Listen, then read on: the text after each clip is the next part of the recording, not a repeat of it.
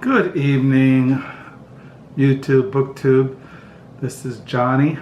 As you know from the last couple of videos, I've been announcing that my wife is at the Gospel Coalition Women Writers Conference until Saturday afternoon.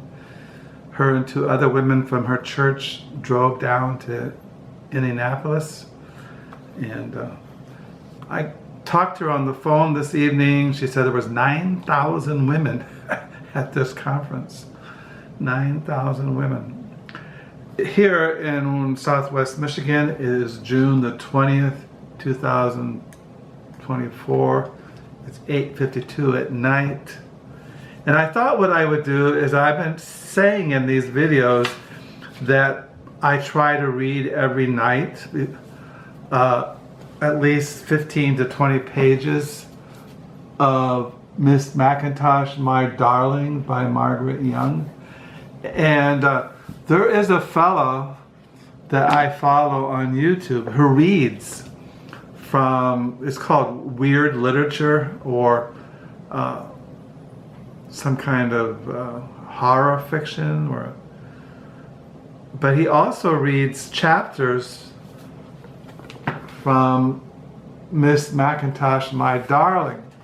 So sometimes when my wife is around, I read her a paragraph from Miss MacIntosh, My Darling, and my wife thinks it's pretty strange. But I thought what I would do for at least 25, 27 minutes is read to you what I am reading right now. As you know, right tonight I'm on page 919, and the novel is 1,321 pages. And so my goal is to finish this, because I've read a lot of experimental literature, avant-garde literature, modernism, postmodernism, stream of consciousness. I've read all kinds of literature, but this takes the cake. But for some reason, like I've said over the last couple of videos, I really have found it to be an interesting reading experience. So I thought what I would do is just read to you what I have been reading, what I've been going to start reading right now. So it's 8:54 and I've talked about 3 minutes, so I'm just going to read where I stopped as I was turning on this camera. I'm on page 919. It says,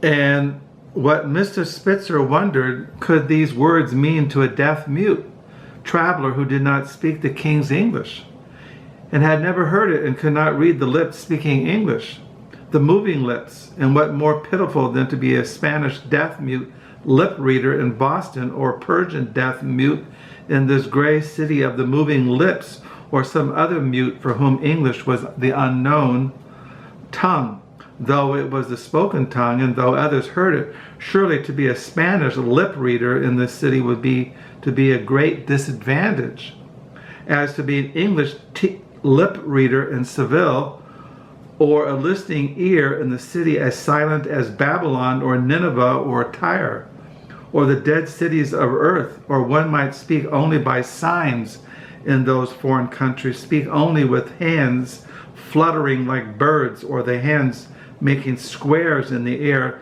making steeples, crosses, circles, the hands pointing backward to the past or forward to the future." The idea occurred to Mr. Spitzer that the mute, even in his own country, is like a traveler in a foreign country, for all countries are silent to him as the dead moon, his being the eternal silence, even in the heart of the noise, loud noise, that he is shrouded by silence and is in incalculable disadvantage in relation to those who hear at least some of the sounds, and even when they see but do not hear, can imagine the sounds, associating the sounds with the gestures or actions. When a door slams in the distance, can imagine the sound of a slamming door. When a dog barks, can imagine the sound of a dog barking. Or seeing a dark forest of turkeys, can imagine the gabble of turkeys under the dead moon. Even turkeys can hear themselves gossiping with each other in the pale starlight lighting their mournful eyes. But this poor mute, walking through the gray city silent as a city of the dead, could not hear the increasing sound of the increasing traffic. It was obvious to Mr. Spitzer, who saved from walking in the traffic way, and besides, his hands were in his pockets, and so he was silent and made no signs, and was almost like a wooden puppet who had lost its puppeteer and whose cables were broken, who wandered in a storm of years, silent years. He did not hear the traffic horn, thin and high as the sound of a horned shell blowing. His face was turned away from Mr. Spitzer's face, as if he had rejected this one companion in grief, or as if the silence were doubled. Except for Mr. Spitzer at his elbow guiding him, he would have walked against the sporadic headlights, for he walked with a weaving motion almost like a dance. Later, Mr. Spitzer had heard that he was born deaf, but had been made mute because his mother had been a fan dancer who, when she knew that the babe was deaf, had covered her face with her fans, although he had seen everything else. He was made deaf before he was born by the numbers of men knocking at his mother's door. Yet, if all the world had been silent, if there had not been so much as a rustle in all the shrouded or sunlit planet, this planet always half in darkness, if reality had been exactly as it was, except that there was no ear but the dead ear, the silent couch, his would have been the situation of the majority, of course, in the normal state, for the sound would have been as unimaginable to all men as now the silence was to those who heard, who must hear the silence, knowing the silence only by the muted sound, a leaf falling or the thunder streaking the cloud or a far whisper. Even the silence roared. It seemed to Mr. Spitzer, who could always hear under the roar of the silence a whirling pool or sound of the kingfisher or a sound of the water uzzle or some other sound, lost in the enormity of the silence, roaring from star to star, perhaps his own perpetual humming. But this mute was in the minority, a silent man in a silent world, doubtless his own silence. This world here and now, if indeed there was by definition such a world, loud world, or the crying and shoutings of herald voices, footsteps running before the rain like the surf, slamming doors, turning wheels, whistles blowing at dawn, great turnstones flapping their wings in the fog of the crossing, and many winged windmills turning like birds' white canvas wings, train whistles muffled and distorted by fog winding, was itself the silence more than silent, than the silence of the grave, silence which not even Mr. Spitzer knew. For he heard the wind, he heard wherever he went, the silence which was emphasized by the contrast with sound, the whisper of stars creaking on rusted hinges, the doors with the fans above them, rumor of surf, glassy surf like some far lip of light at the world's edge, crowings and cracklings, a moth whispering from the threshold of his ear, which was a door, trembling reeds as pale as light by a still pond, falling leaves, those falling in memory of those of which reflections of leaves which had fallen long ago, or forever falling, pale as the glassy stars. But the mute, walking stiffly now at Mr. Spitzer's side, and old Jekyll thoughtfully, methodically tapped with his cane upon the sidewalks and counted the cracks. Being careful to step over the cracks was like living dead, seeming cut off from communication with either the living or the dead. He had even closed his white eyelids for a moment, as if he were deliberately trying to commit suicide. For he had lost his little ego, no doubt, his little man who had dragged his foot through the fog. Mr. Spitzer, feeling like a shepherd with his crook, had guided him through the increasing traffic which whirled and circled around them, seeming to come from all sides with roaring and singing and humming, had tried to save the mute, though perhaps he had not saved himself.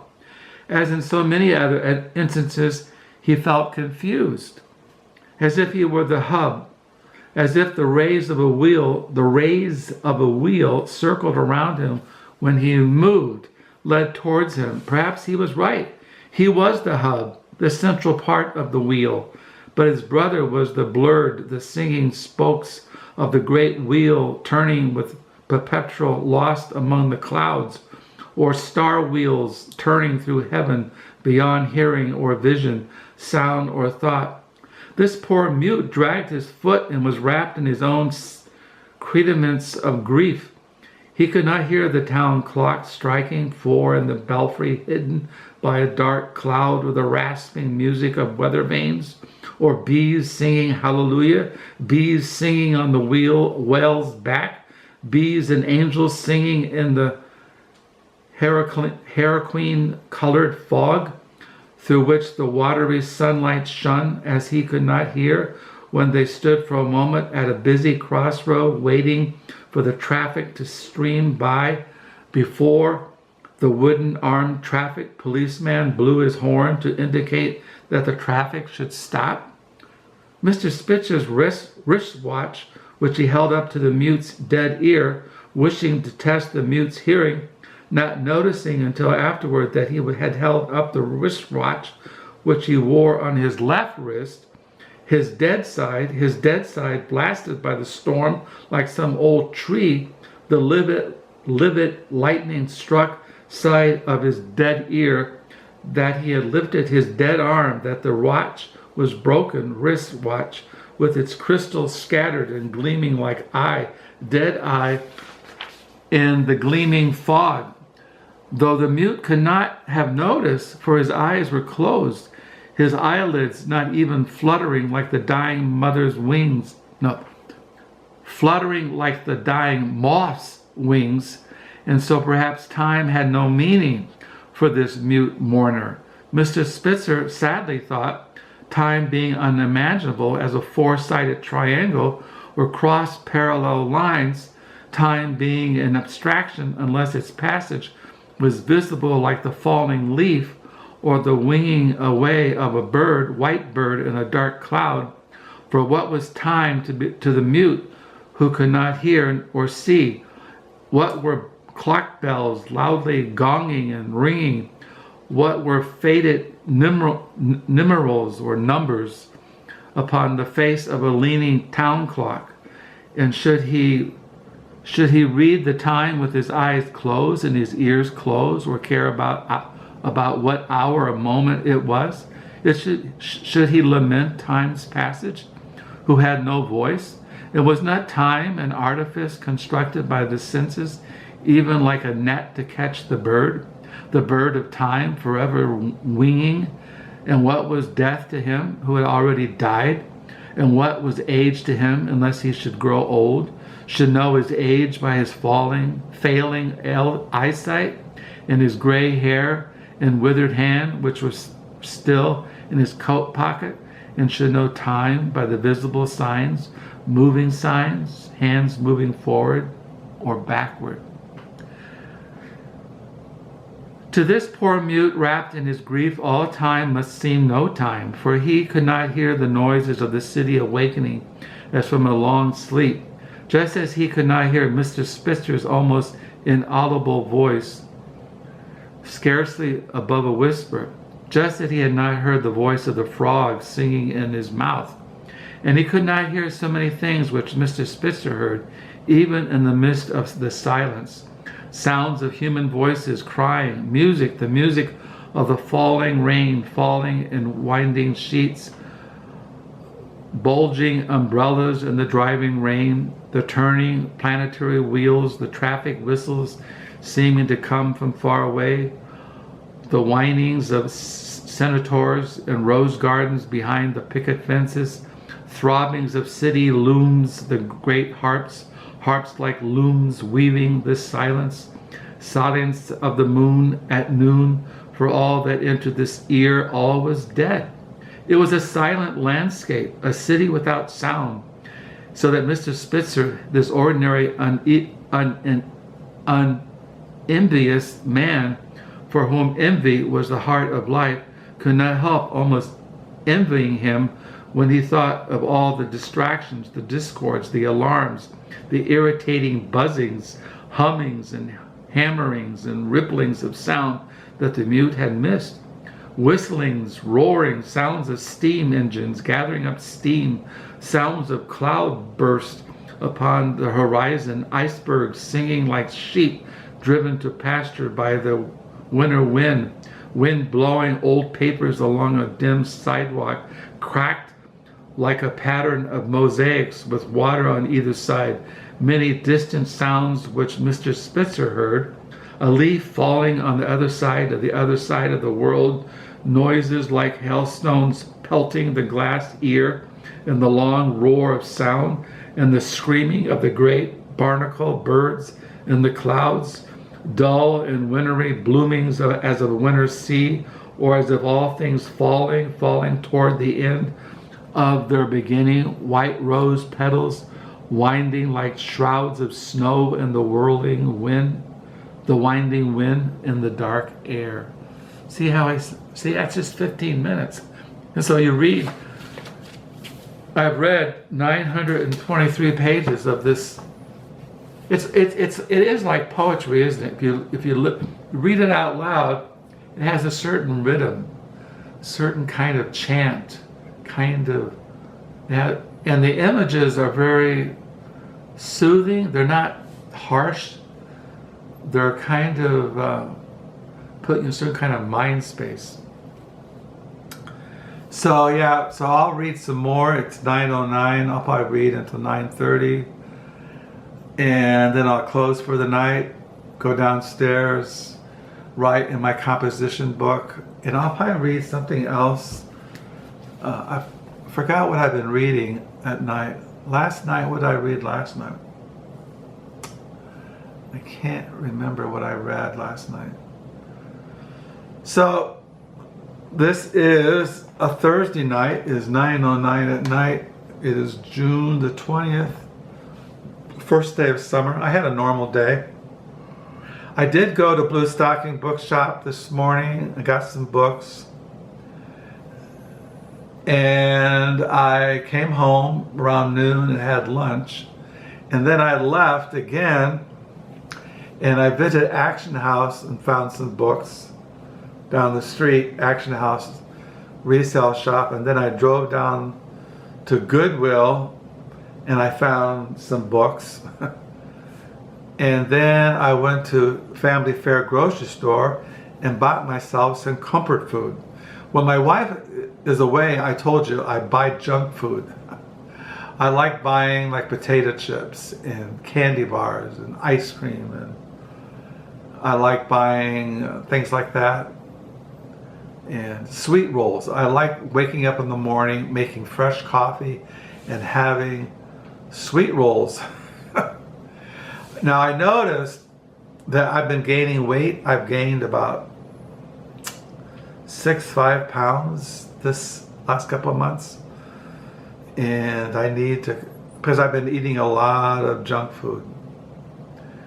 But anyway, so yeah, this Mrs. MacIntosh, my darling, Marguerite. One of my subscribers said he bought this in, I don't know if he's reading it. If you're out there, tell me what you think about it. So it's going on 20 minutes. I'll shut down, read some more MacIntosh, Mrs. MacIntosh, my darling, till about 9:30, and then I'll go downstairs. I don't watch TV. I don't really mess with the computer.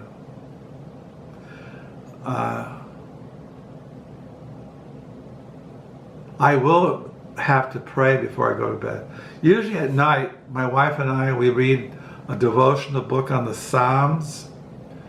We've been going through this, she reads this devotional book, and we read a Psalm in the Old Testament, and then the guy who wrote the book has a little meditation on that Psalm, and then we have a time of prayer. So we do pray in the mornings, we read the New Testament, we read the Valley of Vision, and then we pray. Then at night we read this book on the Psalms. We read a Psalm, and then we read the meditation. My wife prays, and then I close in prayer. So I'll probably do that tonight. Pray for my wife, pray for my children and my grandchildren. Pray for the blessing on the conference. Pray for the second coming of Christ. So I don't have anything else. It was a very quiet day. This evening I went outside and I watered everything because it's so dry. There's wildfires in New Mexico, Arizona, California, Canada. There's flooding. There's a hurricane's going to hit Florida, the Gulf Coast. It's just one natural disaster after another. So what we need to know is that the Lord is going to come and bring in the new creation. So I'll close, and I hope you like the reading. I know I'm a terrible reader. I'm kind of reluctant to read things out loud because I mispronunciate and I can't know all the words, but it's got to be real. And I just want to give you a taste of what it's like reading this. It's like a massive poem, an epic. It's been a really interesting experience. Anyway, hope you had a good Thursday, have a good Friday, have a good weekend. I might do a Friday reads. I'm not sure. I got a book coming in the mail tomorrow. I'll see. My wife comes back Saturday afternoon. Sunday she goes back to church. Next week, our children are going to visit us. Our son from Linden, Washington, and our daughter and her family from Denver. We're all going to be here next week. That'll be really fun. I don't like that word fun. It'll be a blessing to see all of my children and my grandchildren. Because I love my children, I love my grandchildren, I love my family. And I'm just really thankful and do pray that you have a good night. And until next time, bye.